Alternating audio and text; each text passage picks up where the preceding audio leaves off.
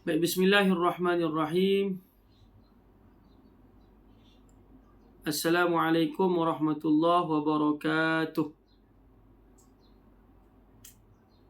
Kita mulakan pertemuan kita dengan Assalamualaikum warahmatullahi wabarakatuh. Kita mulakan pertemuan kita dengan bacaan doa. A'udzubillahi minasyaitonirrajim. Bismillahirrahmanirrahim. Alhamdulillahirabbil alamin. Wassalatu wassalamu ala asyrafil anbiya'i wal mursalin wa ala alihi wa ashabihi ajma'in. Rabbana shrah lana sudurana wa yassir lana umurana wahlul 'uqdatam min alsinatina yafqahu aqwalana. Rabbana yassir wa la tu'assir. Rabbana tamim lana bil khair. Rabbana zidna ilman warzuqna fahma. Wa sallallahu ala sayyidina Muhammad wa ala alihi wa ashabihi ajma'in. Walhamdulillahi rabbil alamin. Amin. Pada bab yang ke-39 yang bertajuk hak jiran, hak jiran, dan juga hak tetangga ataupun jiran dan berwasiat dengannya. Okey, saya kongsikan dahulu apa yang disebutkan oleh Imam An-Nawawi dalam kitabnya ini. Babu haqqul jari, babu haqqil jari wal wasiyyati bihi. Bab memberi pesan ataupun hak kejiranan dan juga berpesan dengannya. Allah Subhanahu wa taala berfirman dalam Al-Quran, yang mana kata Allah, wa'budullah wa la tusyriku bihi syai'a wa bil walidaini ihsana wa bidhil qurba wal yatama wal masakin wal jari dhil qurba wal jaril junubi was sahibi bil jambi wa ibnis sabil wa ma malakat aymanukum. Baik, Allah Ta'ala menyatakan dalam surah An-Nisa ayat 36, dan sembahlah Allah serta jangan menyekutukan sesuatu dengannya. Juga berbuat baiklah kepada kedua orang tua, kaum kerabat, anak-anak yatim, orang-orang miskin, tetangga yang dekat, tetangga yang jauh, teman seperjalanan, sepekerjaan, sesekolah dan lain-lain. Orang yang di dalam ataupun dalam perjalanan dan lalu kehabisan bekal, hamba sahaya yang menjadi milik tangan kananmu. Baik, kemudian dibawakan hadis Nabi SAW daripada an Ibni Umar wa Aisyah radhiyallahu anhuma qala Rasulullah sallallahu alaihi wasallam. Hadis 302. Ma zala Jibril yusini bil jari hatta dhanantu annahu sayuwarrithuhu. Muttafaqun alaih. Nanti kita bacakan dia punya terjemahan An Abi Dharr radhiyallahu anhu qala Rasulullah sallallahu alaihi wasallam, ya Aba Dharr, idza tabakhta maraqatan fa'akthir ma'aha wa ta'ahad jiranaka. Rawahu Muslim. Wa fi riwayatin lahu an Abi Dharr qala inna khalili sallallahu alaihi wasallam awsani idza tabakhta maraqan fa'akthir ma'ahu thumma anzur ahla baitin min jiranik fa'asibuhum minha bima'rufin. Seterusnya an Abi Hurairah radhiyallahu anhu anna an-nabiy sallallahu alaihi wasallam qala wallahi la yu'minu wallahi la yu'minu wallahi la yu'min.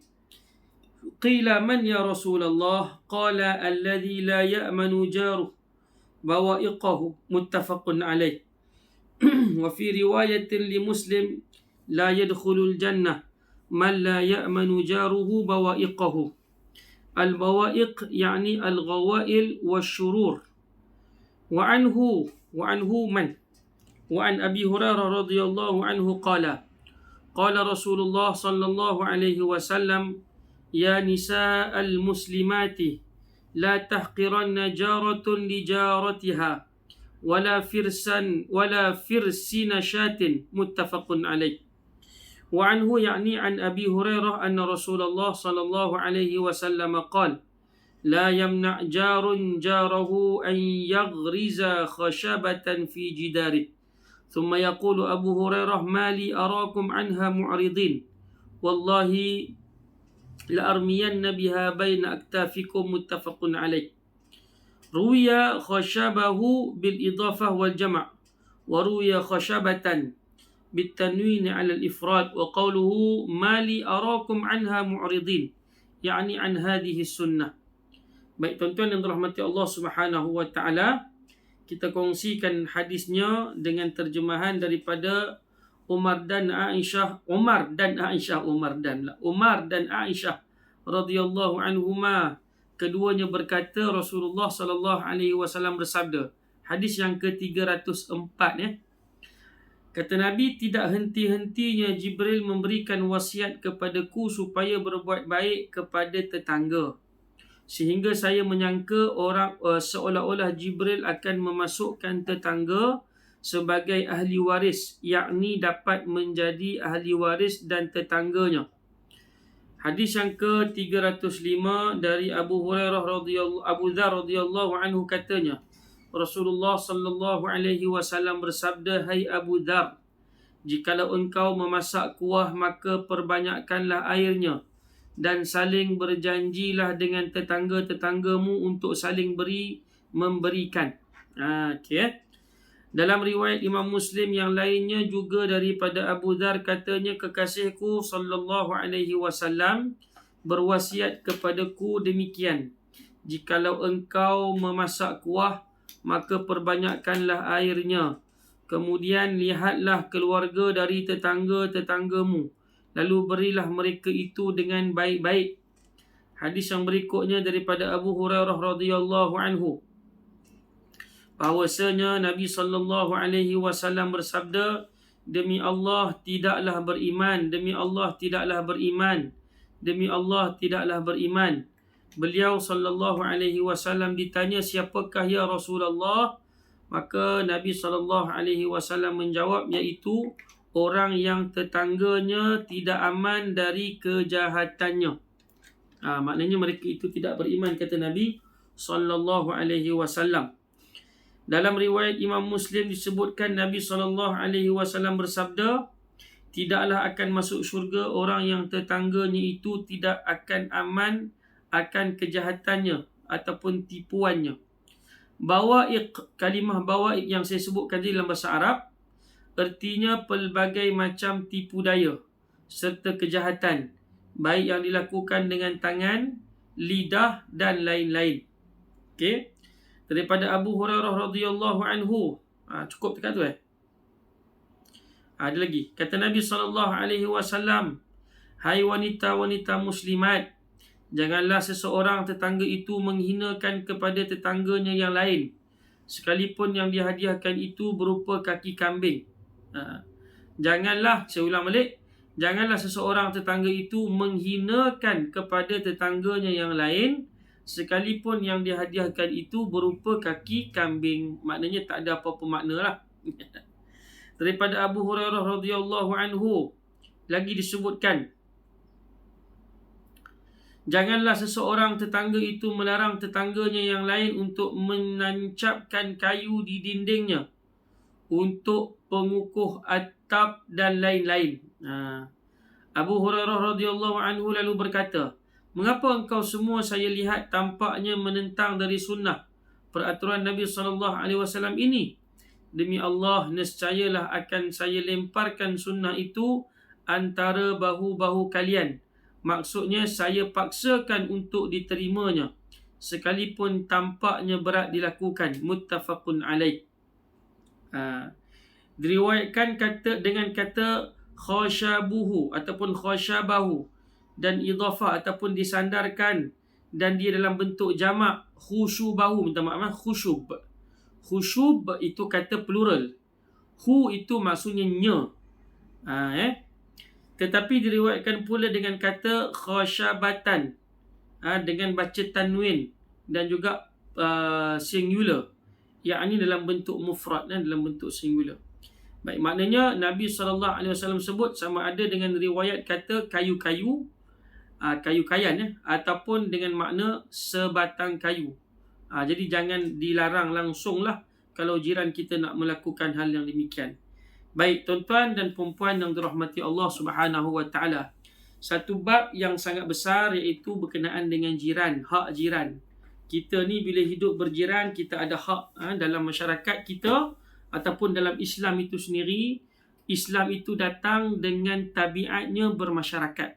Itu kena faham. Paling awal sekali, poin dia ialah Islam datang dalam erti kata membawa maksud bermasyarakat. Bila sebut Islam datang bermasyarakat, bermakna dia ada undang-undang dia. Ada undang-undang yang mesti diikuti. Baik itu dalam solat berjemaah, ada undang-undang dia. Dalam kita melaksanakan ibadat haji ataupun umrah, ada undang-undang dia. Hidup berjiran, ada undang-undang dia. Hidup bermasyarakat, bernegara, ada undang-undang dia. Inilah satu-satunya agama yang ada dekat muka dunia ini yang diiktiraf oleh Allah Subhanahu wa ta'ala, yang menurunkan ataupun yang menggariskan semua bentuk undang-undang yang perlu dipatuhi. Kalau kita tak nak ikut undang-undang, kita boleh hidup sorang-sorang. Tapi kita akan lari daripada normal sebagai manusia tu, ataupun kita akan terpaksa keluar daripada tabiat hidup sebagai seorang manusia. Kerana manusia itu tabiatnya bermasyarakat. Bila bermasyarakat, maka dia ada undang-undang. Maka undang-undang yang termasuk dalam Islam ialah menjaga jiran. Menjaga jiran. Dan itu tak dapat tidak. Sebab itu kata Dr. Abdul Karim Zaidan dalam kitab Usulul Da'wah, kehidupan manusia ini secara tabiinya dia hidup bermasyarakat. Hidup bermasyarakat. Baik. Saya bacakan kepada tuan-tuan ada beberapa huraian daripada kalangan ulama, termasuk Syekh Al-Uthaymin. Beliau menyatakan bahawa yang dimaksudkan dengan al-jar, dengan jiran itu ialah huwal mulasiq ataupun mulasaq laka fi baitika wal qaribu min dhalik. Yang dimaksudkan dengan jiran ialah orang yang rumahnya itu melekat dengan kamu ataupun berhampiran dengan kamu. Itu maksud jiran. Waqad waradat ba'dul athar bima yadullu ala anna al-jara 40 dara min kulli janib. Ada juga riwayat yang menyatakan bahawa asar ni maknanya riwayat yang bukan daripada Nabi lah. Yang menyatakan bahawa yang dimaksudkan dengan kalimat jiran itu ataupun tetangga itu ialah orang yang maknanya 40 buah rumah dengan kita. 40 buah rumah. Dia kata min kulli janib, setiap sudut. 40 buah rumah tu semua pada sudut yang dekat dengan kita. Itu perkiraan 40 buah rumah. Wala syakka anna al-mulasaqu lil baiti jarun. Anna al-mulasaqa lil baiti jarun. Tak syak lagi dia kata orang yang rumahnya betul-betul melekat dengan rumah kita itu adalah jiran. Wa amma ma wara'a dhalika fa in sahhat al-akhbar bidzalika 'an an-nabi sallallahu alaihi wasallam. Adapun yang selebihnya itu 40 yang dimaksudkan itu ada khilaf lah. Yang paling penting yang duduk sebelah rumah kita tu, kanan kiri depan belakang, hak melekat nampak depan mata tu, itu yang betul-betul kena jaga.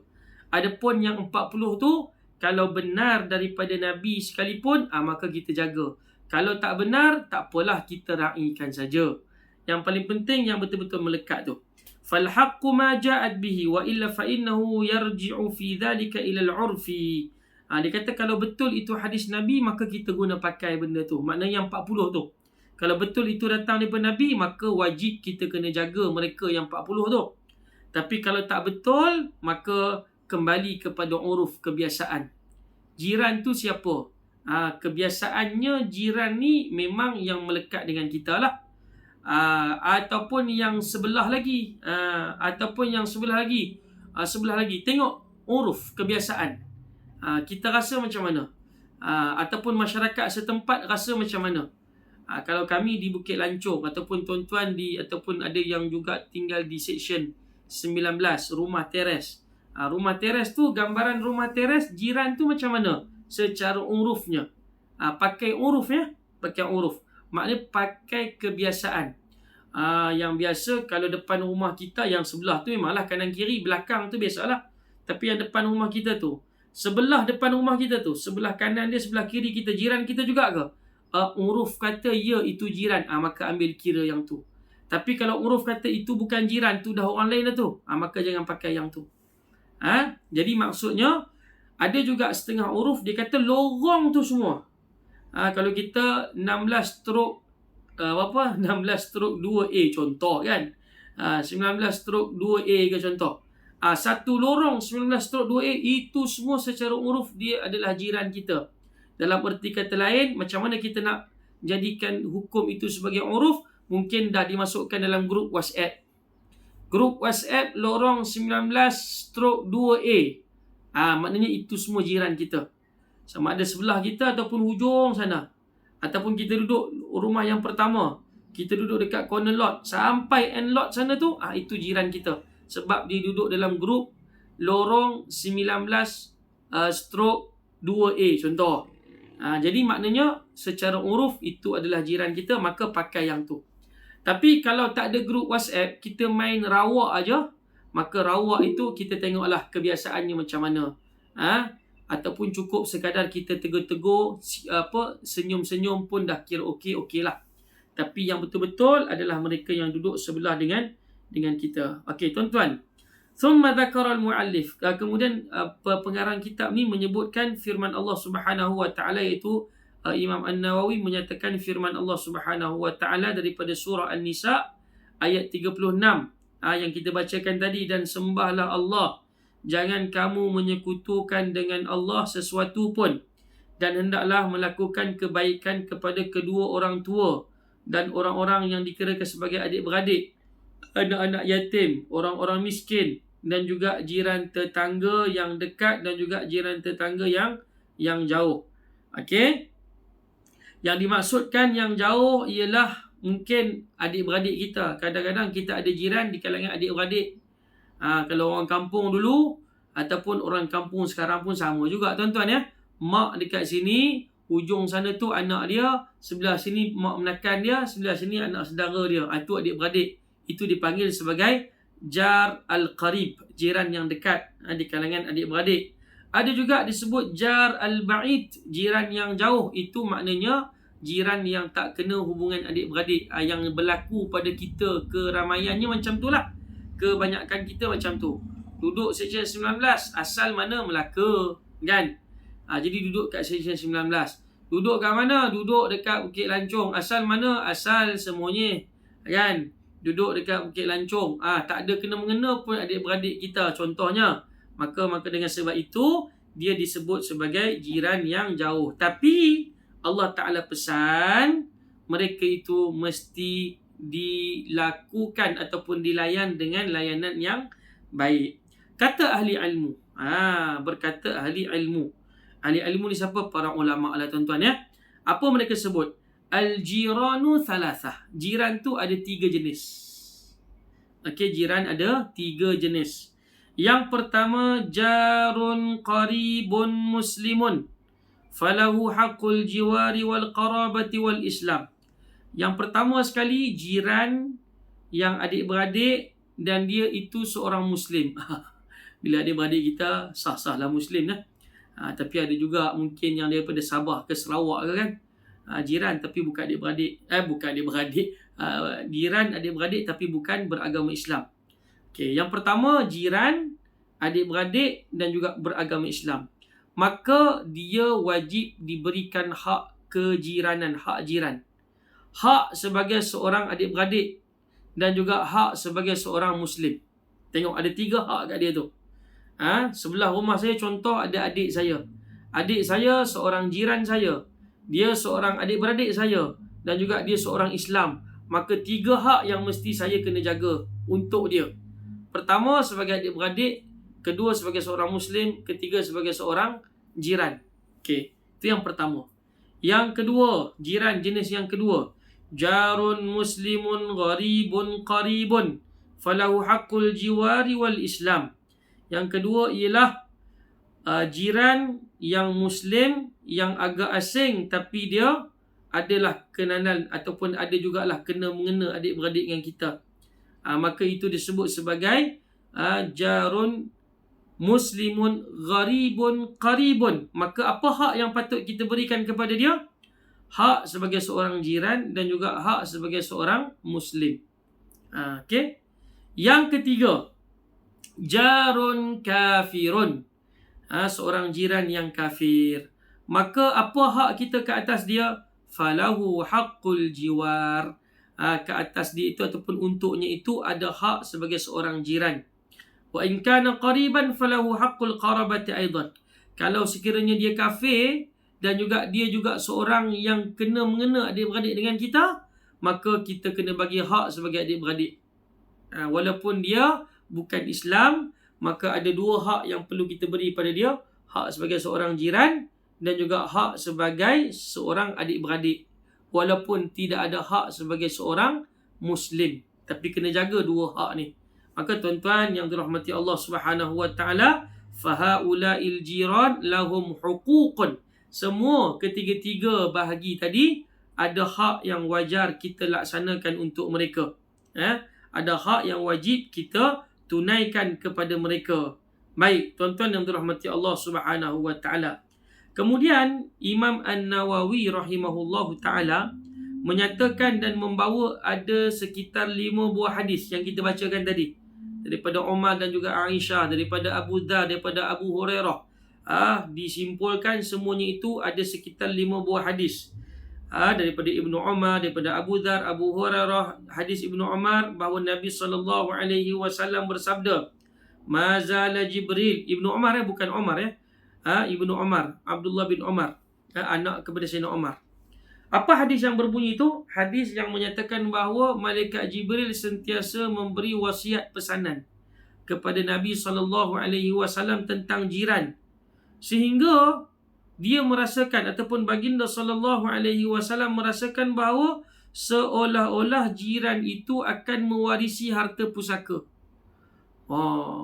Betapa rapatnya macam kita dengan anak-anak kita, dengan orang yang adik-beradik kita ni, kita tahu bila kita mati ada hak pewarisan harta kepada dia. Dan begitu jugalah Nabi sentiasa diberikan pesan oleh malaikat Jibril tentang jiran, sehingga Nabi rasa jiran ni sebanyak kali diberi pesan oleh malaikat ni, Nabi rasa macam seolah-olah jiran tu nanti bila Nabi mati dia dapat hak pewarisan harta. Betapa rapatnya jiran itu dengan kita. Maka dengan sebab itu tuan-tuan yang dirahmati Allah Subhanahu wa taala, nak bagi tahu pada kita poinnya ialah dekatnya jiran tu dengan kita.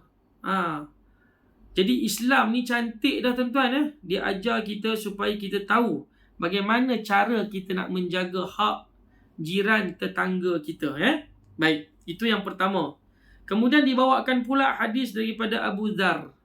Bagaimana Nabi SAW menyatakan, fafihi anna 'alal insan idza wassa'a Allahu 'alaihi birizqin an yusiba minhu jarahu ba'dha syai'i bil ma'ruf.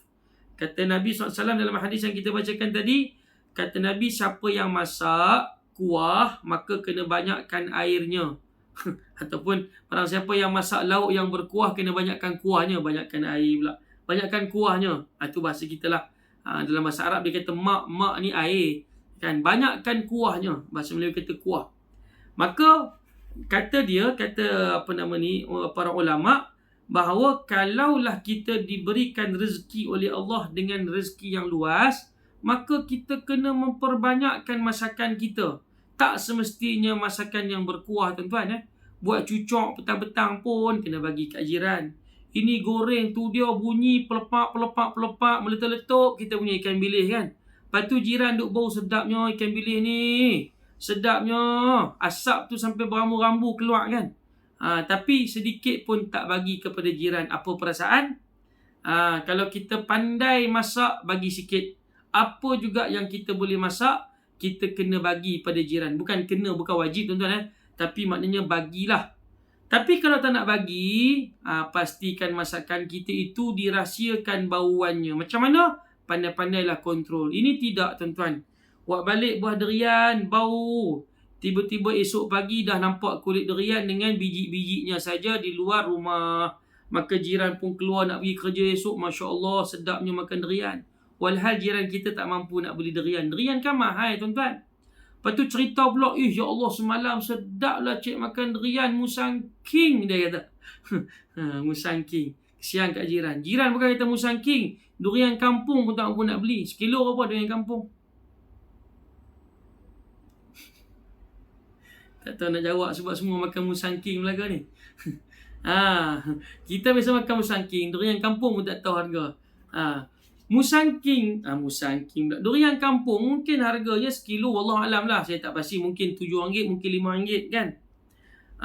Jiran tak mampu nak beli, maka jangan kita tunjukkan ataupun kita bagi dia bau sipi-sipi pun jangan. Yang terbaiknya kalau nak beli durian, macam biasa pengamalan orang sekarang, dia suruh kedai tu tolong kopek, kemudian letakkan dalam Tupperware, buat balik, simpan elok-elok, bungkus cantik-cantik, esok bagi pesan ke anak, dah habis makan jangan tunjuk pulok durian atau pulok biji durian tu, jangan tunjuk walaupun kepada jiran. Jangan tunjuk walaupun pulok tu, kan? Janganlah tunjuk kepada dia. Itu bagaimana Islam menjaga dan juga memelihara. Lepas tu kalau nak buat lebih ataupun nak tunjukkan juga, kena pastikan ada bahagian jiran. Ada bahagian jiran ni tidak main ambil gambar cantik-cantik kemudian tunjuk, wah durian ni merelit elok ni. Siapa tak makan rugi. Jiran duduk sebelah, kan? Musim PKP duit tak ada, tuan. Nak beli macam mana? Tak ada. Maka dengan sebab itu berdosa kita dengan Allah Subhanahu Wa Taala. Baik, tuan-tuan yang dirahmati Allah Subhanahu Wa Taala. Kemudian apa lagi? Wa amma hadis Abi Hurairah. Adapun hadis yang disebutkan oleh Abu Hurairah bahawa Nabi SAW bersumpah dengan 3 kali sumpah. La yu'minu ahadukum, la yu'minu ahadukum, la yu'minu ahadukum, ataupun la yu'min, la yu'min, la yu'min wallahi, ataupun wallahi la yu'min, wallahi la yu'min, ataupun Nabi sebut wallahi la yu'min, la yu'min, la yu'min, demi Allah tidak beriman, tidak beriman, tidak beriman. Qalu man ya Rasulullah, siapakah itu wahai Rasulullah? Maka Nabi SAW kata, orang yang tidak memberikan keamanan terhadap jirannya tentang kejahatan-kejahatannya. Ya'ni ghadarahu wa khiyanatuhu wa zalamu wa adwanuh. Mereka yang menzalimi jiran. Macam mana cara menzalimi jiran? Mungkin dibuka muzik kuat-kuat, kacau jiran. Tidur lambat, kan? Kacau jiran. Nak buat program keluarga di rumah, kemudian lepak dekat depan laman rumah. Jiran sebelah dah pukul 11.30, pukul 12 nak tidur, 12 malam. Dia duk buka lagu, duk seronok-seronok dengan adik-beradik dia lagi. Ini bahaya. Kalau ada anak kecil, ada cucu, maka kena pastikan cucu tu janganlah menangis depan laman rumah pada waktu yang tidak dibenarkan, waktu berehat. Bila waktu berehat ni, tuan-tuan? Waktu berehat ni ialah waktu selepas zuhur, waktu selepas isyak, dan juga waktu siang. Siang ni awal pagi, waktu duha, itu waktu rehat tu, tuan-tuan. Maka jangan kita bagi ganggu pada jiran kita. Cakap slow-slow. Sebab rumah kita hari ni, rumah kebanyakannya rumah teres. Rumah teres ataupun rumah semidi. Rumah semidi. Semidi, salah sebut, tuan-tuan. Kalau rumah banglo tu cerita lain. Itu pun rumah banglo, kadang-kadang suara dengar lagi. Ni rumah tambah rumah teres ataupun rumah semidi ni, ataupun rumah flat apartment, itu memang betul-betul cukup banyak gangguan. Maka kena hati-hati kat situ. Jangan sampai kita menyakiti jiran kita. Tengok sedetail-detail perkara Islam jaga. Islam jaga benda tu. Jangan kita khianat dia. Khianat maksudnya dengan erti kata macam mana? Khianat, kita rumah teres, lalu kita nak masuk pagar rumah kita, kita nampak rumah jiran kita. Kita pun mengendap tengok, apa ada? Dia beli sofa baru dah. Tak boleh, tuan-tuan ya. Tengok, ada tirai baru, tak bagi tahu kat aku ni. Nak kenal lah ni. Kan, lepas tu kita pun cerita kat orang, nak tahu tak jiran rumah aku ni, dia beli sofa baru. Ya Allah, kata tak ada duit, tapi duit berlambak beli sofa. Tengok, dah mula mengusik ataupun dah mula mengkhianati jiran. Jiran beli kereta baru, kita pun mengendap, kereta baru, tak bagi tahu kat aku kan, kata gini. Tengok, dah cerita kat orang pula, dah sakit hati. Tak payah khianat jiran. Maksudnya apa? Jangan khianat, jangan tengok hak privasi dia. Kalau dia cerita, okey. Tak cerita, tak ada masalah. Kerana benda itu bukan pun dalam kita punya kuasa kita. Tak payah kita kacau dia. Biar je dia macam tu dengan hak dia. Kecuali kalau dia nak cerita. Contoh lagi, jangan khianat jiran. Jiran sidai pakaian, kita curi pakaian dia. Contoh. Tapi jarang berlaku lah. Jarang berlaku. Ataupun khianat jiran dengan cara macam mana? Kucing berak depan rumah kita, kita cedok tai kucing tu, malas nak pergi buang jauh-jauh, kita letak sebelah rumah, letak dekat rumah jiran. Nanti yang tersakiti siapa? Jiran. Yang berak kucing tu berak depan rumah kita, tapi kita cedok tai itu, kita pergi letak kat rumah jiran. Kita mengkhianati dia. Macam-macam bentuk pengkhianatan yang kita lakukan untuk menyakiti jiran. Itu kata Nabi, la yu'min, la yu'min, la yu'min. Tak beriman, tak beriman, tak beriman. Ataupun dalam erti kata lain, kurang imannya ataupun tidak sempurna imannya. Okey. Tuan-tuan dan rahmati Allah Subhanahu wa taala.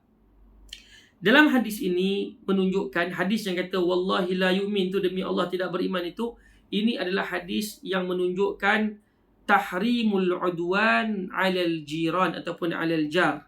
Bahawa dia kata haram menjadikan jiran kita itu, tetangga kita itu sebagai musuh. Haram. Haram ya? Haram. Kena baik sentiasa dengan jiran. Kena baik. Sawa'un kana dhalika bil qawli awil fi'li. Sama ada kita tak boleh sakiti dia dengan ungkapan, perkataan ataupun dengan perbuatan. Tak boleh. Amma bil qawli Amma bil qawli, adapun dengan kata-kata, bahawa kita mengganggu dia. Macam kita sebut tadi lah, buka TV kuat-kuat, buka radio kuat-kuat, hatta buka Quran pun kuat-kuat tak boleh tuan-tuan. Buka Quran kuat-kuat tak boleh. Kita kata kita lah warak dekat kampung ni, kat taman ni, kita pun buka Quran. Walhal jiran bukan sesuai waktu tu nak dengar Quran pun. Dia mungkin ada urusan lain. Entah-entah dia tengah mengaji ke, tengok kita buka Quran kuat-kuat, atas dasar warak kita tu, tiba-tiba mengganggu dia. Mungkin dia tengah solat sunat, ganggu. Kan? Mungkin, kita tak tahu. Kan? Itu antara gangguan yang berlaku. Kan? Buka muzik lagi teruk lah tuan-tuan. Kan? Buka pula lagu Metallica atau Metallica ibu-ibu. Lagu rock keras kepala ni. Goyang kepala, goyang rambut, atau tak cabut-cabut rambut tu kan. Itu yang disebutkan gangguan. Dengan Quran pun tak boleh kacau, apatah lagi dengan lagu-lagu yang tidak menyenangkan. Adapun dengan perbuatan, macam mana kita tahulah. Buka tengok perbuatan tu dengan kita tengok rumah dia, kita kacau dia, contoh kita sapu sampah, kan, habuk-habuk tu kita kata macam kita buat endah tak endah je kalau merecik kat rumah dia kan. Ataupun kita basuh kereta kita basuh kereta, kan, kadang-kadang air merecik kena rumah dia. Kena hati-hati tuan-tuan. Dia tak tegur. Kadang-kadang orang Melayu ni bagusnya apa? Bagusnya orang Melayu ni dia diam je. Tapi hati dia habis dah tuan-tuan. Habis dah, hati dia dah macam kacau sangat dah. Betul tak? Maka dengan sebab itu, nak tanam pokok pun kena hati-hati. Tanam pokok kan, kita mungkin rumah teres. Saya bagi gambaran je lah, saya tak pastilah macam mana. Rumah kita berbeza-beza. Kita rumah teres, kita ada pagar. Kanan kiri kita kan ada tembok tembok simen. Atas tembok simen tu kita letak bunga-bunga, pokok bunga kan. Daripada sudut pandang kita, okeylah pokok tu. Tapi sebaliknya daripada sudut pandang jiran, ganggu tak? Kita duk trim pokok kita tu bahagian kita. Tu potong. Hak duk berjuntai, mengalir, menjular sebelah rumah jiran, kita tahu tak? Kita pun tak tahu. Kita pun duk siram pokok bunga kita atas batas tu kan, atas tembok tu kan. Kalau kena rumah kita, air tu mengalir, okey lagi dah, itu rumah kita nampak. Tapi kalau kena rumah jiran, kena pula jiran tu ni penyengat, tak cakap apa-apa, menyakiti jiran. Kan, nak tanam bunga kanan kiri dipersilakan, tapi jangan kacau jiran. Kadang-kadang tanam pokok bunga ni sampai berambu macam hutan. Orang kata ada rimau ke dalam. Nak kata banyak sangat pokok-pokok dia tu kan. Sampai takut nanti jiran rasa tak selamat. Takut ular lah. Kan? Sekarang ni tak menentu. Ular, kala jengking semua. Kan, cacing semua duk menyelinap masuk, duduk menyorok dalam pokok-pokok kita tu. Kena hati-hati. Okey ke tidak jiran kita? Hatta kalau rumah kita asalnya pagar dawai. Tiba-tiba kita nak tukar kepada pagar tembok simen tu.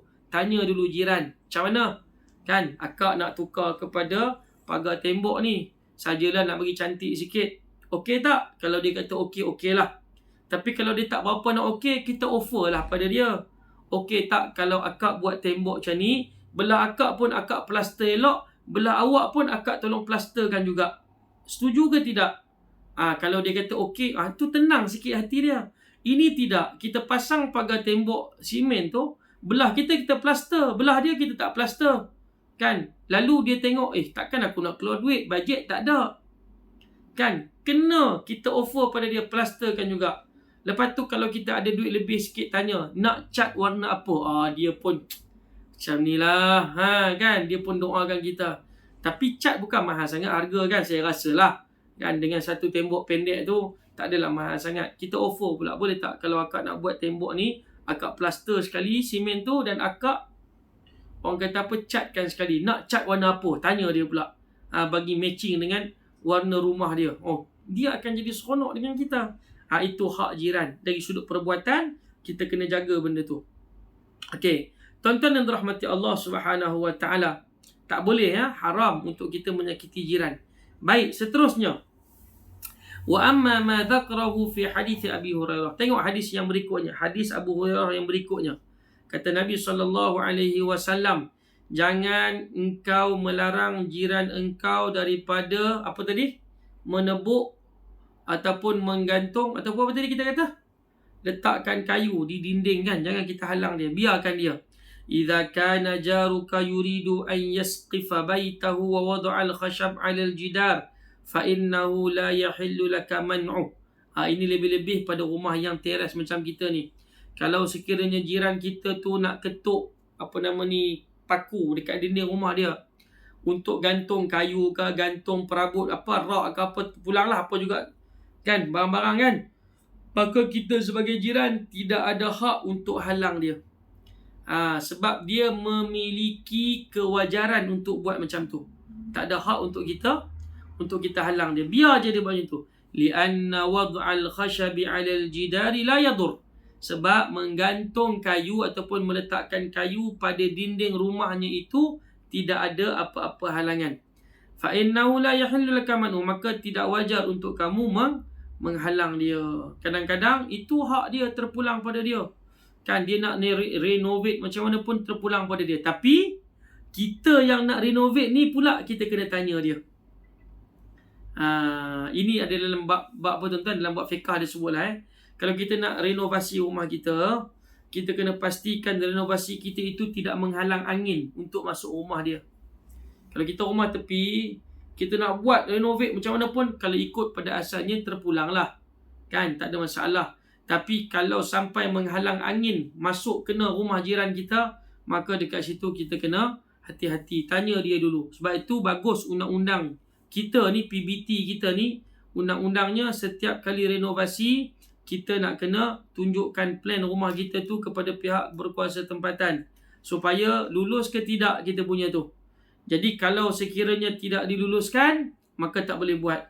Tapi kalau diluluskan, cumanya melanggar hak sebagai seorang jiran, jiran itu layak untuk buat aduan semula kepada pihak berkuasa supaya perkara itu dibatalkan dia punya pembinaan. Macam yang berlaku di mana tu tuan-tuan? Di Negeri Sembilan yang hari itu. Dapat pula jiran seorang India yang beragama Hindu, minta maaf tiba-tiba dia renovasi rumah dia bentuk kuil. Bentuk kuil. Dia orang Islam, jirannya orang Hindu. Maka jiran Hindu itu merenovasi, ubah suai rumah berbentuk kuil Hindu. Bahkan lebih besar, gedabak, sampai dia punya renovasi tu mengganggu habis. Air bocor masuk dalam rumah dia. Itu. Sebab apa? Sebab orang tu bukan Islam, dia tak ada ilmu, dia tak belajar hadis ni tuan-tuan. Tapi kalau dia seorang Muslim, dia nak buat tak macam tu? Tak buat macam tu. Sebab dia tahu batas-batas dia sebagai seorang jiran. Dia kena tahu apa yang sepatutnya dia buat. Dahulukan jiran dia. Tapi yang berlaku dekat Negeri Sembilan itu kerana jirannya itu beragama Hindu. Tak baca pun hadis ni. Tak belajar pun hadis ni. Sebab tu dia renovasi rumah dia. Dia ubah suai rumah dia. Dah macam kuil. Lepas tu habis tebuk merata. Masuk habis air. Sangkut macam-macam lah. Habuk habis kereta semua tu. Itu sebablah Islam ini ajar. Daripada sekecil-kecil perkara sehingga sebesar-besar perkara. Agar kita hidup ni dalam keadaan aman damai, tenang. Tidak bergaduh sana sini. Okey tuan-tuan. Walihada qala. Abu Hurairah, mali arakum anha mu'ridin. Kata Abu Hurairah, dalam hadis itu dia kata, kenapa aku tengok kalian ni tak pakai sunnah Nabi SAW ni? Kan sunnah Nabi apa dia? Jaga hak jiran. Tapi kenapa kalian berpaling daripada hak jiran? Aku nak campak sunnah Nabi ni, ataupun dia kata aku nak paksa kalian laksanakan sunnah Nabi ni. Aku nak campak sunnah Nabi ni atas bahu-bahu kalian. Maksudnya apa? Aku nak paksa kalian untuk melaksanakan sunnah Nabi sallallahu alaihi wasallam. Sunnah Nabi maksudnya kena ikutlah apa yang Nabi sallallahu alaihi wasallam ajarkan kepada kita. Okey, tuan-tuan yang dirahmati Allah Subhanahu wa taala.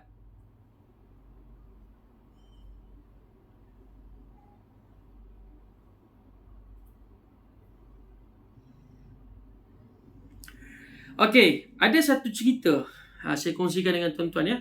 Cerita Amirul Mukminin Umar Al-Khattab radhiyallahu taala anhu. Pada zaman dia berlaku pertengkaran antara dua orang yang berjiran. Yang berlaku antara dua orang yang berjiran, iaitu Muhammad bin Maslamah dan juga jirannya lah. Muhammad bin Maslamah bergaduh dengan jirannya. Apa pergaduhan dan juga pertengkaran itu? Jirannya itu ingin menuangkan, ataupun kita panggil apa? Kalau kebun kita kata apa? Siram. Jirannya itu nak siramkan air ke kebun. Tapi terpaksa lintas, ataupun bila dia siram air dekat kebun dia, terkenalah sedikit pada milik Muhammad bin Maslamah ni. Maka diadukan hal tersebut kepada Amirul Mukminin Umar Al-Khattab radhiyallahu taala anhu. Maka apa jawab Umar? Dia kata, kalau engkau larang jiran engkau berbuat demikian untuk siram kebun dia, terkena sedikit pada milik engkau. Kalau engkau larang dia, aku pasti akan ambil air itu dan siram ke perut engkau. Dia kata. Maknanya apa? Jangan halang, itu hak dia. Kan? Jangan halang, itu hak dia. Jadi hidup berjiran ni dia kena tasamuh. Tasamuh ni maksudnya saling berlapang dada. Kan? Saling berlapang dada. Kita kena faham. Poin dia apa dia? Poin dia hidup dalam keadaan saling berlapang dada. Jangan rasa sempit jiwa. Jangan rasa itu ini. Jangan kita rasa kecil hati. Kerana itulah kehidupan berjiran. Islam ajar kita. Okey? Maka dia kata, wabina'an ala hadha. Berdasarkan kepada hadis-hadis yang dilontarkan tadi, fatajibu mura'at huquq al-jiran. Maka wajib ke atas kita meraihkan hak-hak kejiranan. Fayajibul ihsan ilaihim biqadaril imkan. Wajib ke atas kita melakukan kebaikan berdasarkan kemampuan kita. Seboleh mungkin. Bukan semampuan. Seboleh mungkin kita kena berbuat baik dengan jiran. Ada masa mood kita tak elok betul kan? Bad mood kan? Bad mood. Mood kita tak baik. Kita nak masak pun macam nak masak cukup-cukup je. Hari ni nak masak sikit je. Jadi kena hati-hatilah nak masak sikit tu. Janganlah sampai jiran bau. Kalau jiran bau, kena bagi juga kat dia tu tuan-tuan. Kena bagi juga. Kan? Ini pula kita duk lepak makan, jiran duk tengok je kita kan. Itu kena hati-hati. Biqadril imkan. Wa yahrumul i'tida' alaihim bi ayyi udwan. Dan haram ke atas kita menjadikan jiran itu sebagai musuh. Ini tidak. Mengumpat jiran tu macam jiran tu tak ada kat situ. Mengumpat jiran. Yang cerita kat adik-beradik kita, dia ni begini. Kan jiran tu sampai habislah. Kita pun tengok anak dia, kita pun jelil lidah kat anak dia. Anak dia balik kita, apa tu? Makcik tu duk jelil lidah kat saya dekat abang ni kan. Jiran tu sekejap lagi main cerkah pula kita ni. Ini macam saya lah. Saya ni tuan-tuan, anak cicit lagi, tuan-tuan tak apa ada lepas-lepas belakang dah. Kan? Anak cicit lagi. So, ketika mana ada berlaku sedikit pertengkaran antara anak kita, ataupun mungkin tuan-tuan cucu lah kan. Cucu tuan-tuan dengan cucu jiran kita ataupun anak jiran kita, kita jangan masuk campur. Itu hal budak-budak. Hal budak-budak. Ini berlaku pada kawan saya. Kan? Anak duk main dengan anak jiran. Biasalah budak. Kan? Dia pergi sekolah. Kat sekolah ni macam-macam budak lain lagi. Yang duk sebut bodoh lah, duk sebut gila lah. Itu budak-budak punya bahasa lah. Kan? Maki hamun. Bukanlah kata biasa. Maksudnya benda tu tak bagus lah kan. Tapi kadang-kadang terkeluar. Biasalah budak-budak terkeluar kan. Walaupun mungkin dia dah diasuh jangan sebut bodoh, jangan duk, tapi tersebut. Bila berlaku sedikit mungkin berebut mainan. Pop, anak dia tak tahan sebut. Bodoh lah kau ni. Budak tu dia balik cerita kat mak dia. Mak dia pula ni jenis tak belajar bab jiran-jiran ni. Kan, jenis. Orang kata apa? Budak tu kata bodoh, mak hang pula jadi bodoh ni. Kan? Mak dia datang serang budak ni. Serang budak kata bodoh kat anak dia. Padahal budak tu mungkin terkeluar cakap. Kita andaikan macam tu lah. Serang. Tak cukup, tak puas hati ni. Ketuk pintu. Mana mak kau? Kan? Dah asalnya hidup berjiran baik-baik, bergaduh pula mak dan juga jirannya. Kan? Puncanya siapa? Puncanya anak. Sebab tu kalau anak kita bergaduh dengan anak jiran, pejam mata je tuan-tuan. Tak apalah. Paling-paling pun kita kata minta maaf lah kat dia. Pipi minta maaf. Mak tak masuk campur. Itu lagi senang tuan-tuan. Berbanding kita masuk campur. Sebab tu yang berlaku kekacauan dalam masyarakat kita ni, sebab kita ni masuk campur pada urusan yang tak wajar kita masuk campur. Kan? Sebab tu Nabi SAW minta kita yang bukan urusan kita tu kita biar je. Kita biar je. Kan? Kalau mungkin dia tersebut, tak apalah, minta maaf lah. Kan? Saya tahulah anak saya salah. Dia tersebut salah. Dia tersebut apa perkataan yang tak wajar nak disebutkan. Tapi janganlah sampai kita pula bergaduh kerana anak kita bergaduh. Kan? Yang nak hidup lama. Kalau berlaku kematian, siapa nak uruskan kita? Jiran kita lah tuan-tuan. Kan? Kalau kita sakit, siapa yang nak uruskan makan minum kita? Adik-beradik mungkin duduk jauh. Jiran kita lah yang ambil perhati pada kita ni. Tapi kalau kita hidup konon-kononnya hebat, tak mau kawan dengan orang, tak mau berjiran baik dengan orang, maka dia akan berlakulah apa yang berlaku. Realiti masyarakat kita kebanyakannya bila tidak berilmu, bergaduh antara jiran. Maka dengan sebab itu dia kata haram kita bermusuhan dengan jiran kita. Haram. Kena faham benda tu. Bila kita faham haram ni tuan-tuan, bermakna kita akan jaga benda tu seperti mana kita menjaga aurat kita daripada terbuka. Kena faham benda tu Wa fil hadis yang Nabi SAW, dalam hadis juga Nabi SAW menyebutkan, man kana yu'minu billahi wal yawmil akhir falyuhsin ila jarihi. Barang siapa yang beriman kepada Allah dan hari akhirat, maka hendaklah dia berbuat baik kepada jiran tetangganya. Okey, cukup sekadar itu perkongsian kita. Saya buka kalau ada perbincangan, ada sembang-sembang perkongsian tentang jiran. Silakan. Jalan 19/14 ramai jiran. Assalamualaikum Ustaz. Waalaikumsalam Tuan Haji Idris. Ya, terima kasih Ustaz. Ya. Saya nak tanya sikit Ustaz. Kata jiran kita macam saya, tempat saya tu macam rumah yang lain juga lah, macam rumah kan. Jadi belakang ni kadang-kadang orang berkucing, pokok-pokok kan. Jadi ada orang suka tengok kucing, ada orang tak suka, je tak suka. Tapi dia tak beritahu kita. Jadi kita tak mau nyakit hati dia. Macam mana nak mengelakkan benda-benda jenis Ustaz? Benda kadang-kadang mungkin dia beritahu orang lain. Orang lain tu pula beritahu secara umum saja. Jadi kadang-kadang kita tak tahu benda-benda jenis. Jadi macam mana kita nak mengelakkan benda ni? Ataupun adakah kita dah melakukan kesalahan macam yang Ustaz cakap tadi? Okey, katakanlah ada orang yang suka kucing, jiran tak suka kucing. Sebab itu kalau kita nak buat suatu benda, kita kena bincang dulu. Itu dia punya asal dia. Kita kena bincang dulu, tanya dulu. Okey tak kalau saya, tapi kita jaranglah benda tu berlaku. Cuma dari sudut realiti tak berlaku macam tu. Realiti tak berlaku saya sebut.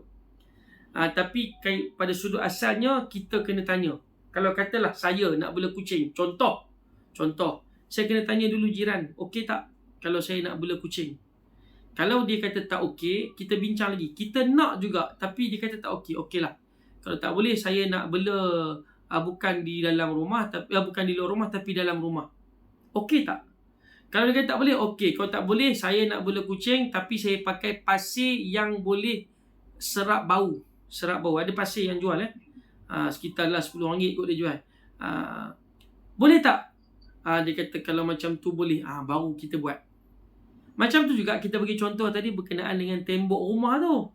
Pagar rumah kita tukar dengan tembok apa pakai yang simen tu. Kena tanya dia dulu. Itu asal dia. Tapi jarang berlaku di kalangan kita bincang macam tu. Realitinya tak berlaku. Kita kena tanya, okey tak kalau saya nak pasang tembok macam ni? Itu. Tapi realitinya tak berlaku. Baik, kalau sekiranya berlaku seperti itu, kita sebagai jiran melihat jiran kita telah melanggar kehendak kita ataupun apa yang kita sukai, kita pun janganlah yang pertama sekali, janganlah kita ni letak satu halangan yang sangat besar ni. Oh, tak boleh, jangan langsung. Kalau tidak aku tak mau kawan dengan hang, tak mau jiran dengan hang. Jangan. Kita ambil benda tu secara mudah lah. Basatah. Hidup ni dia ada satu istilahnya basatah. Basatah ni maksudnya ambil mudah je. Tak apalah kau nak bela, okeylah bela. Tapi kalau dia dah langgar, kucing tu duk main berak kat rumah kita, masa tu kita kena sebut secara jelas. Sebab dalam agama kita ni, kita kena tengok agama dan juga tabiat adat. Adat bukan tabiat, adat, kebiasaan. Dalam agama, kalau orang tu buat salah, Nabi sebut apa? Nabi sebut tegur dia kan. Fabilisani, kan, dengan lidah. Idza ra'a minkum munkaran. Bila seseorang kamu melihat kemungkaran, falyughayyirhu biyadi, maka kamu kena tegur dengan tindakan. Tapi tak adalah kita pergi bunuh kucing tu. Kita pergi cakap. Fa illam yastati' fa bilisani. Kalau tak mampu dengan tindakan, pergi cakap dengan lidah. Assalamualaikum. Tuan, saya ni bukan apa. Kita bahasa kita lah, bahasa Melayu, style bahasa Melayu. Assalamualaikum. Salam. Siapa ni? Tak ni, kucing ni duk berak kata. Cakap elok-elok lah. Kucing berak. Kita cakap. Itu agama kita ajar cakap dengan lembut. Cakap fal yughayyirhu biyadi. Fa illam yastati' fa bilisani. Fa illam yastati' fa biqalbi. Tapi tak mampu juga, tahan dalam kat dalam. Tahan kat dalam. Yang tahan kat dalam ni, yang kadang-kadang meletup ni, tu yang bahaya ni tuan. Jadi nak buat macam mana? Tak nak kita ambil jalan yang nombor 2. Apa jalan nombor 2? Cakap. Direct cakap. Tak payah masuk dalam grup, tak payah guna orang ketiga. Sebab guna orang ketiga bukan kita punya cara agama. Cara agama kita direct. Dan bila mana kita nasihat, ad-dinun nasihah. Agama itu nasihat kan? Maka nasihat tu dengan adabnya lah. Macam mana Assalamualaikum. Macam kita sebut tadi, cakap elok-elok. Jangan kata uji orang kucing, jangan gaduh-gaduh, tak tak.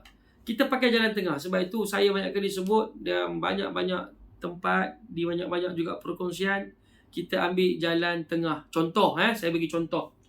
Ini berlaku pada diri saya sendiri lah. Ini dalam minggu ni juga tuan-tuan. Kereta saya breakdown di highway pada hari Khamis minggu lepas. Kemudian saya towing dekat highway tu. Towing sampai depan bengkel. Bengkel tu depan rumah saya. Bengkel tu dia ada sederet dengan 4 buah kedai. Kedai makan, kedai jual aksesori handphone, bengkel kereta dan kedai runcit.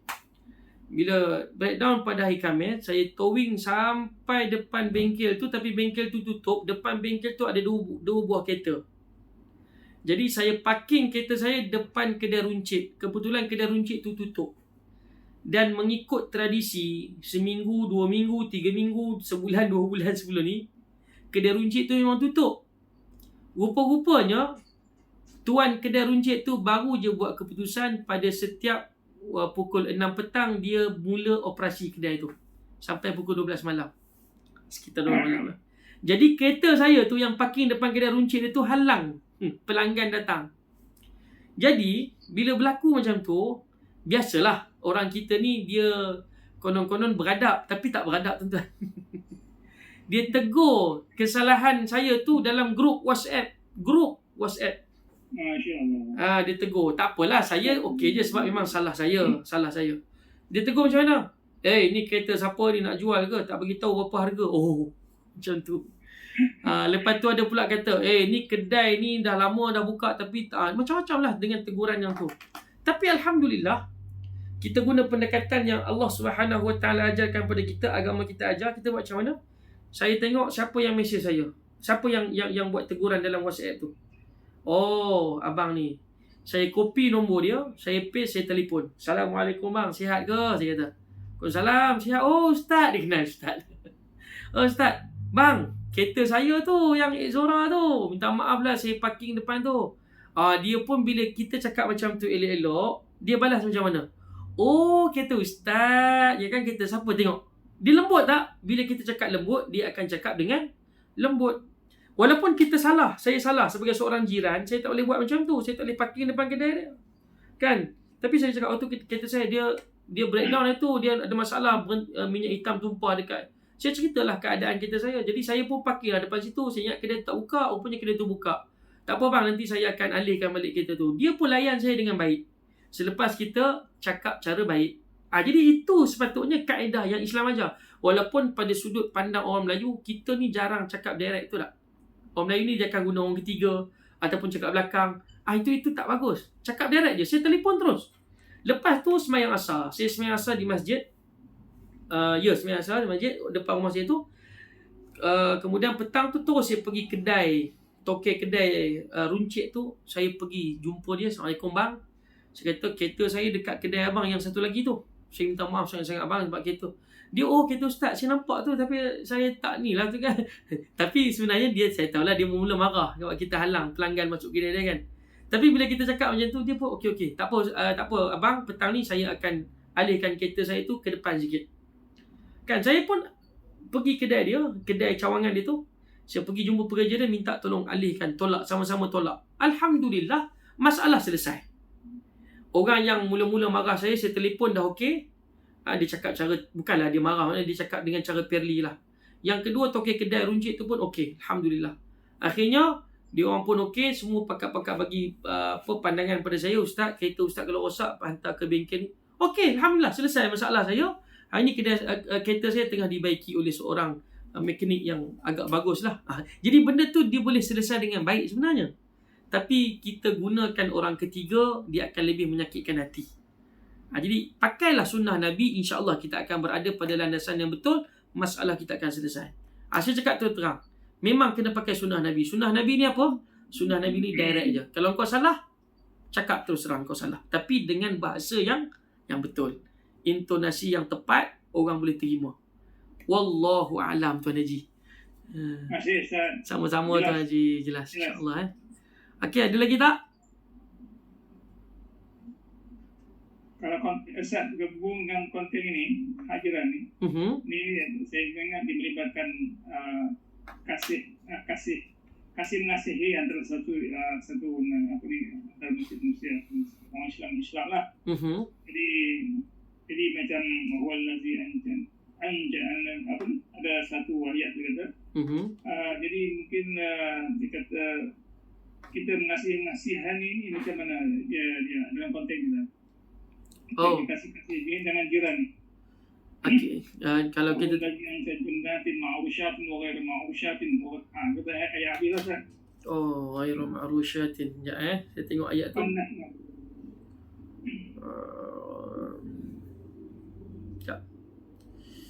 Dalam bab agama kita ni, itu dalam bab jiran ni dia lebih spesifik lah.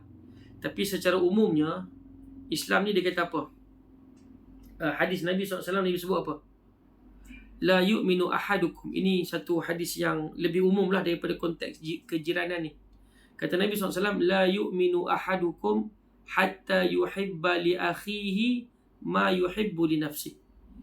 Tidak sempurna iman seseorang kamu sehinggalah dia mengasihi jirannya ataupun saudaranya hatta yuhibba sehingga dia menyayangi saudaranya seperti mana dia menyayangi dirinya sendiri. Maknanya apa? Kalau dia tak suka orang buat kat dia macam tu, dia jangan buat kat orang macam tu. Itu simple formula lah tuan-tuan. Apa yang kita tak suka orang buat kat kita, jangan kita buat kat orang. Itu je. Dapat tackle yang tu, selesai semua masalah. Kan? Contoh macam kita kucing tadi kan, kita tak suka kucing berak kat rumah kita. So janganlah kita belah kucing, nanti kucing tu berak kat rumah jiran kita. Sama je. Kan? Ini tak, kita belah ayam, siap belah ayam kita tuan. Ayam duduk kampung ni tuan, ada orang belah ayam dalam rumah. Dia nak niaga ayam. Dia sewa rumah tu ada 3 bilik. Bilik paling belakang dia buat reban ayam. Lepas tu ayam dia terlepas masuk habis kan. Mai datang berak rumah kita ni kan. Dapat dekat budak-budak nakal ni tangkap sembelih terus ya. Kan? Jadi kita tak suka ayam berak kat rumah kita. Jangan kita kata apa menyebabkan ayam kita berak kat rumah orang. Okey. Jadi itu simple formula lah ma'rusyatin wa ghairu ma'rusyat. Suratul An'am ya. Cuba tengok surah Al-An'am yang Haji baca tadi. Haji Idris baca tu. Surah Al-An'am ayat 41.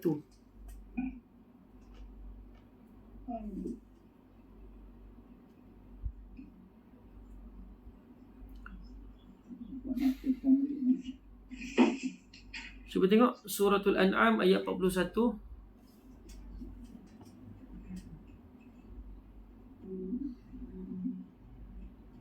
Itu ke yang Haji masukkan? Ya. Qawul ladzi anzalna ma'rushat wa ghayra ma'rushat. Al-Nahla. Itu dia yang udah masalku. Oh, jap. Siapa yang ada Quran boleh tolong? Puan biasa, puan cikgu silakan cikgu. Cikgu Ros.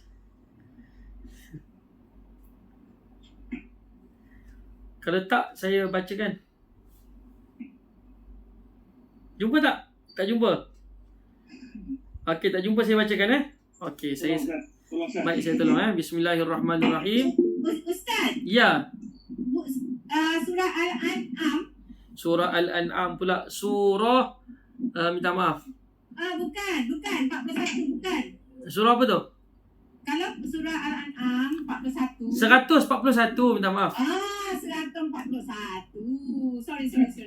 Sorry, sorry. 141. Silakan. Ustaz dah baca. Saya tak sedar. Allah, sedap dah tu, cikgu. Tak boleh. Nanti silap ajar marah angkat hutan. Okey. Dia tentang jiran, Ustaz. Betul. Betul Okey, baik saya bacakan. Baik saya bacakan Betul. Wa huwa alladhi ansha'a jannatin ma'rushatin wa ghayra ma'rushatin wan nakhla waz zar'a mukhtalifan ukluhu waz zaituna war rumana mutashabihan wa ghayra mutashabih. Kulu min thamarihi idza athmara wa atu haqqahu yawma hasadihi wa la tusrifu innahu la yuhibbul musrifin. Betul ke? Betul. Apa dia kata?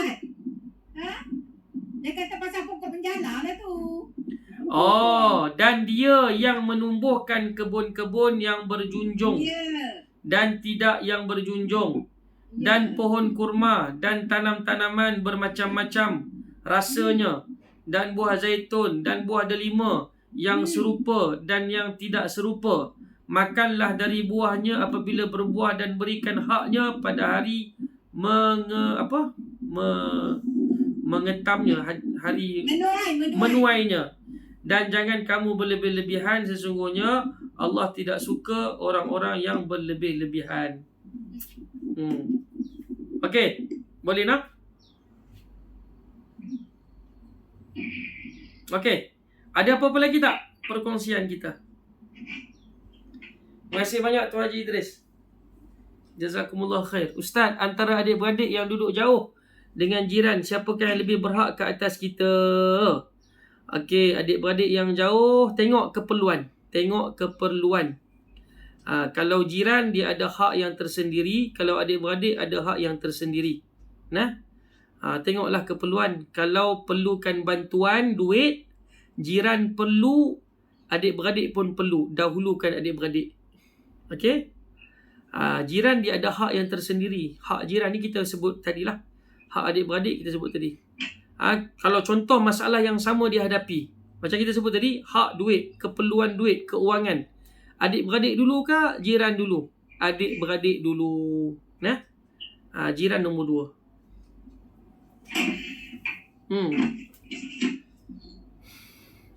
Kalau bab makanan, okey, katalah adik-beradik perlukan makanan, adik-beradik duduk Johor, kita duduk Selangor. Jiran pun perlu makanan. Mana dulu?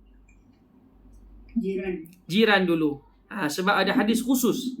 Nabi kata, sekarang ada Grab, kita pesan Grab kat JB tu. Ada saya kat JB, Ustaz. Ya, ini cerita kalau tak ada Grab. Tapi Grab tu betul. Saya setuju dengan Grab tu sebab ada ramai kenalan saya biasa dia orang hantar makanan kepada saya menggunakan Grab. Ada seorang kakak tu duduk dekat Johor, dia makan buah durian Musang King, dia teringat kat saya, dia grabkan Musang King tu ke rumah saya. Saya tengok, apa Musang King sampai rumah? Saya tak beli, saya kata saya tak ada duit nak bayar.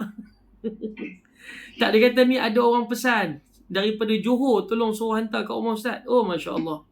Tengok jadi kalau Grab tu cerita lain lah. Tapi kalau tak ada, macam mana? Jiran dululah. Sebab makanan ni benda yang ada tempoh masa dia. Okey, silakan Tuan Haji. Ada kan? Ada lagi? Masih Ustaz. Okey, sama-sama. Okey, ada lagi? Tak ada? Ada lagi tak ada? Saya tanya, saya jawab. Okey, saya tengok dekat tulis ni apa dia? Okey, Puan Zawiyah. Tuan Haji Khalidun, sembelih aja ayam tu Ustaz. Tuan Haji Khalidun, Masya Allah ada Tuan Haji ya. InsyaAllah Tuan Haji. Tapi tak boleh, takut nanti tak kena pula. Okey, wallahu alam. Jiran kita tengah puasa, jiran masak rendang. Bau dia pun terus buat kita kenyang, masya-Allah. Allahu akbar. Okeylah tuan-tuan. Yang baik itu daripada Allah Subhanahu Wa Taala. Terkasar bahasa, mohon maaf tuan-tuan ya. Nanti kalau ada kesempatan minggu depan kita jumpa lagi. Tak gitu Puan Mariam? InsyaAllah Puan Hajah Mariam. Jazakumullah, ni usaha dia dan juga rakan-rakan muslimat daripada Masjid Al-Huda Section 19. Moga-moga Allah berikan kebaikan pada kita semua. Yang baik itu daripada Allah Ta'ala. Terkasar bahasa yang tak terjawab mungkin boleh tanyalah mungkin ustaz-ustaz lain, asatizah lain yang lebih alim lah daripada saya, untuk sama-sama kita dapatkan manfaat tentang agama kita ni. Kita akhiri pertemuan kita dengan bacaan doa. A'udzubillahi minasyaitonirrajim. Bismillahirrahmanirrahim. Alhamdulillah Rabbil Alamin. Wassalatu wassalamu ala ashrafil anbiya'i wal mursalin wa ala alihi wa ashabi ajma'in. Allahumma anfa'na bima 'allamtana wa 'allimna mimma yanfa'una wa zidna ilman warzuqna fahma. Alhamdulillahi ala kulli hal wa na'udzu bika min awali ahli nar. Wa sallallahu ala sayyidina Muhammad wa ala alihi wa ashabihi ajma'in. Walhamdulillah Rabbil Alamin. Amin. Assalamualaikum warahmatullahi wabarakatuh. Sama-sama. Sama-sama. Maaf ya. Okey Ji, insyaAllah Ji. Assalamualaikum. Sama-sama Tuan Haji Khalidun. Jumpa kelas esok Tuan Haji.